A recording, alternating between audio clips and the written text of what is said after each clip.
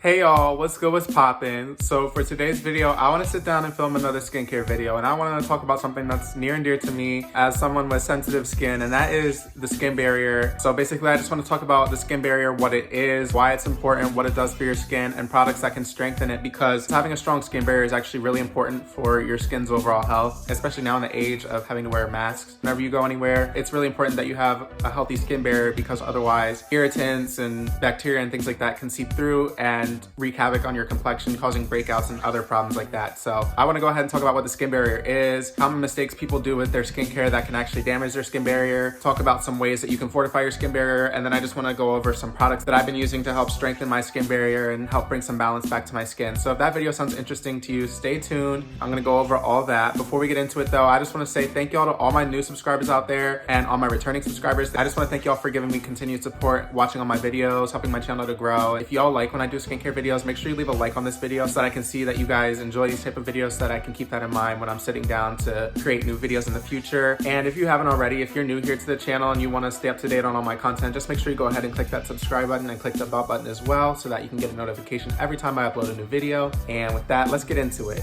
So what is the skin barrier? So the skin barrier is basically this lipid layer sitting on top of the stratum corneum, which is basically the outermost layer of your skin. And it consists of a bunch of different things like cholesterols, fatty acids, amino acids, and ceramides. So what the skin barrier does is it basically forms a protective layer over your skin that helps to keep environmental toxins and pathogens from out of the skin, while also preventing transepidermal water loss, which is basically just a fancy term for keeping the moisture in your skin. So the skin does have the natural ability to produce its own skin barrier, and we can definitely fortify that and help that process along. But there's also certain skincare and just everyday lifestyle things that we do that can wreak havoc on our skin's barrier and not only damage it, but also inhibit our skin's ability to recreate that skin barrier. So things that negatively impact the skin barrier include things like environmental pollution, using cleansers that are too stripping or too alkaline, getting too much unprotected sun exposure, using way too many skincare products, and even over exfoliation. And that one specifically, I can definitely attest to, that will ruin your skin barrier. I've always been the type of person when a blemish pops up to reach for the chemical exfoliants, but ever since I've been educating myself more on my skin barrier, I've definitely toned down significantly on my exfoliation use, because while exfoliation in moderation can be a good tool for helping to make sure that your skin cells are renewing on time and to keep your complexion looking fresh and healthy, over exfoliation can strip your skin and ruin your skin's barrier, and can actually inhibit your skin's ability to repair itself and leave it more susceptible to environmental damage. Y'all don't want to play with that. There's no definitive test for whether or not you have a compromised skin barrier, but there's definitely ways to tell whether or not you have a compromised skin barrier. Signs of that include things like dry and flaky skin, inflamed skin, acne, easily irritated skin. But like I said, the skin does have the ability to naturally produce its own skin barrier over time. There are things that we can do with our lifestyle habits and skincare products that we can incorporate, however, that can help to speed up that renewal process and help to fortify the skin barrier. Exfoliations aren't completely off the table, but definitely if you use them frequently and you notice that your complexion isn't really improving, toning back on exfoliating can definitely help give your skin a chance to recover and rebuild it. Having a really complex skincare routine can also wreak havoc on your skin. I know that a while ago I advocated for the 10-step Korean skincare routine, and I know that that was like a huge trend a couple years ago, was just seeing how many products you can incorporate in your skincare routine. And while I don't think that it's necessarily harmful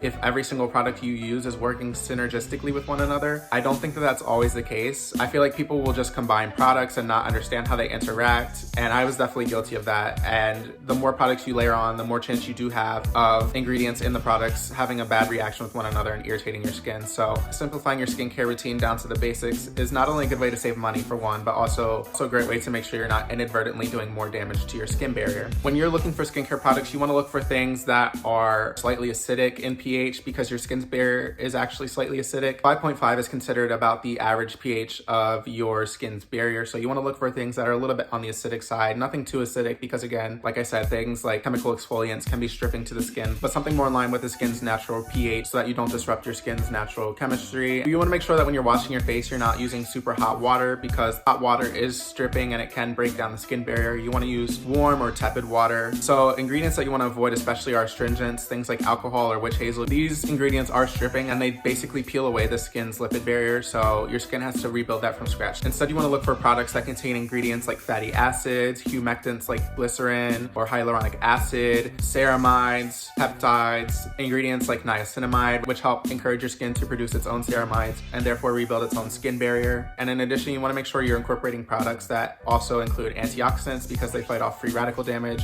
which helps with your skin's health overall, but especially helps to maintain the health of the skin barrier. So now I've done a little rundown on what the skin barrier is, things that you shouldn't be doing, and things that you should be doing to maintain its health. I just want to go over a few products that I've been using that I personally love, and why specifically these products are good for your skin barrier and why I love them. So I'm going to go over a couple products from the main categories of skincare so y'all can see how you can incorporate products that are fortifying and nourishing to the skin barrier into your routine. And hopefully, if you guys are struggling with skin issues and you think that a compromised skin barrier might be the problem behind it, hopefully these can give you an idea of some products that you can look into to help with those issues and help alleviate some of your symptoms. So first I want to talk about a cleanser. I've talked about this a couple times on my channel, but I really want to talk about this in this video because this is probably one of the better cleansers that I've used in terms of being formulated to maintain the integrity and health of your skin barrier. And it is this La Roche-Posay Tolerane Purifying Foaming Cleanser. And this is the one formulated for normal to oily skin. So what makes this stand out from a lot of other cleansers, especially those that are formulated for like oily or acne prone skin, is that it doesn't have any of those harsh surfactants. So sulfates, especially sodium lauryl sulfate and sodium laureth sulfate, they can be very stripping and they're not good for your skin barrier, especially when used excessively. The main cleansing ingredient in here is cocoa betaine, which is very mild. It's not stripping to the skin, and it's actually the third ingredient on the ingredients list, listed underneath water. Water makes up the main ingredient in a lot of formulations, but it's also listed beneath glycerin, which is actually a humectant ingredient. So by having more glycerin in there versus the cleansing ingredient, it actually helps to fortify the skin and maintain its moisture level, so it counteracts any of the potential drying effect that the cocoa betaine may have. It's formulated to not disrupt your skin's natural pH, which is very important. This also contains ceramide 3 and niacinamide, which help to fortify the skin barrier. And in addition, this product also contains ceramide 3 and niacinamide. It's a really effective cleanser, but it doesn't over cleanse your skin. It cleanses your skin just the right amount. So all the skincare that you apply to your skin after your cleanser is going to be the real heavy lifters as far as rebuilding your skin barriers. That's pretty much what's on my mind right as soon as I get out of the shower. So there's a lot of debate whether you really need to use a toner or not. Personally, I like to use one because I don't really think it hurts as a skincare step. What I like to use is this Etude House Soonjung pH 5.5 Relief Toner. So like I was saying earlier, the skin's natural pH is slightly acidic. 5.5 is considered the ideal pH for your skin's barrier, and this is formulated to be right at a pH of around 5.5, so it mimics your natural skin's pH. Applying this right after you wash your face, it automatically sets your skin up at the right pH to go ahead and start rebuilding itself. And a couple standout ingredients in this include panthenol, which is a humectant, so it draws moisture into the skin. Oh, I'm gonna butcher this name so bad, but it contains madecassoside, okay.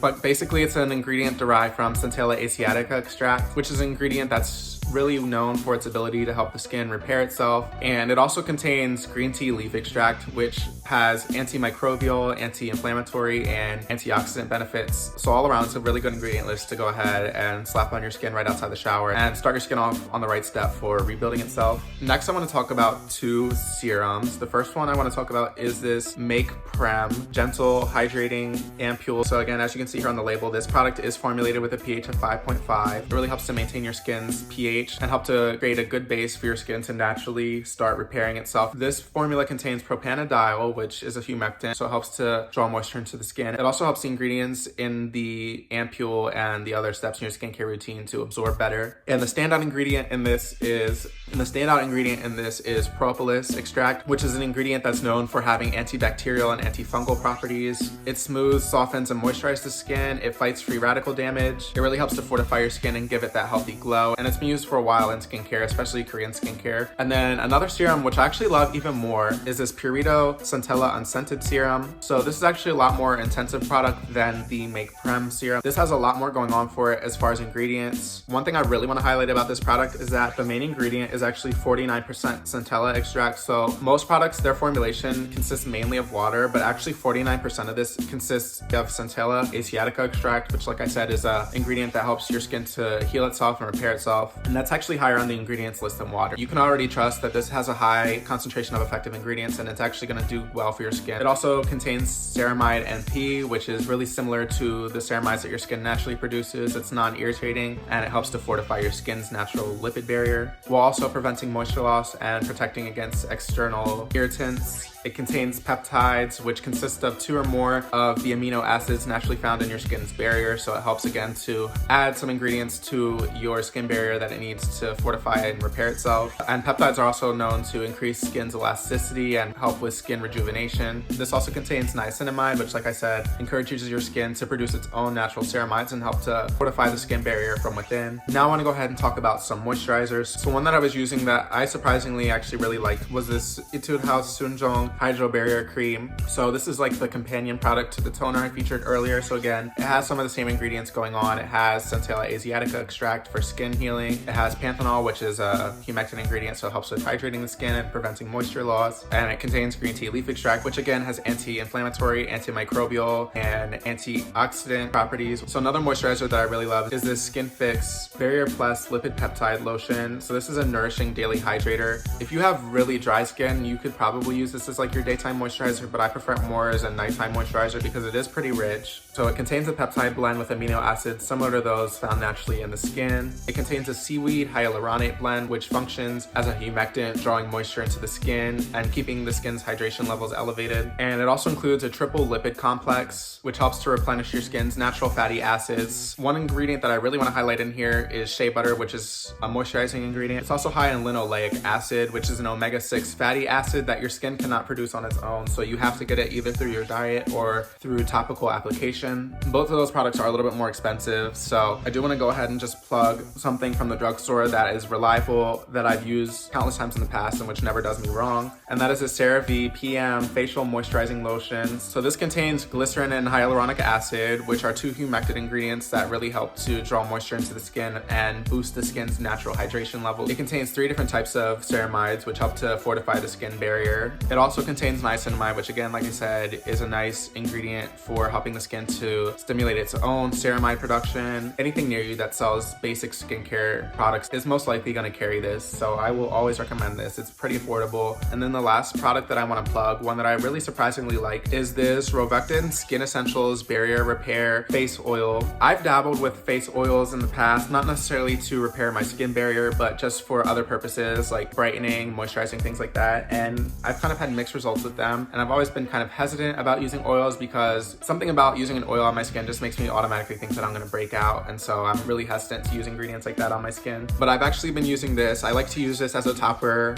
to my skincare. So at night I'll take like 2 or 3 drops, rub it in between my hands, and just kind of finish off everything I have underneath and use that to seal it in. So this contains neroli oil, which is known for having skin regeneration properties while also exhibiting antibacterial and anti-inflammatory properties. Another standout ingredient in this is squalane, which is a lipid similar to our skin's own natural sebum. So squalane is really good for those with oily, sensitive, acne-prone types. Because it's similar in structure to our skin's own sebum, it's lightweight and it absorbs easily. It provides hydration without creating oiliness or shininess, and it's pretty safe for all skin types. It's not irritating or comedogenic. And it also contains vitamin E, and vitamin E is also known as an antioxidant, which encourages skin healing. So like I said, I was pretty hesitant about using this product because it is an oil, but actually it is a non-comedogenic formula. It hasn't exacerbated any of my skin issues, and actually they've gotten a lot better since I've been incorporating that along with the other products that I've mentioned. So that is my whole video on the skin barrier, what it is, what it does, how to take care of it, how not to irritate it, and some of my personal product recommendations for what I like and what have been personally helping me to fix my skin barrier. If y'all like this video, be sure to go ahead and give this video a thumbs up. Let me know in the comments down below what you liked about this video, what you disliked. Leave a comment below letting me know what type of videos y'all want to see in the future. Like I said before, if you haven't already, just be sure to go ahead and click the subscribe button and click the bell button so that you can stay up to date on all my content and you don't miss any of my videos. And with that being said, I should be back with a new video shortly.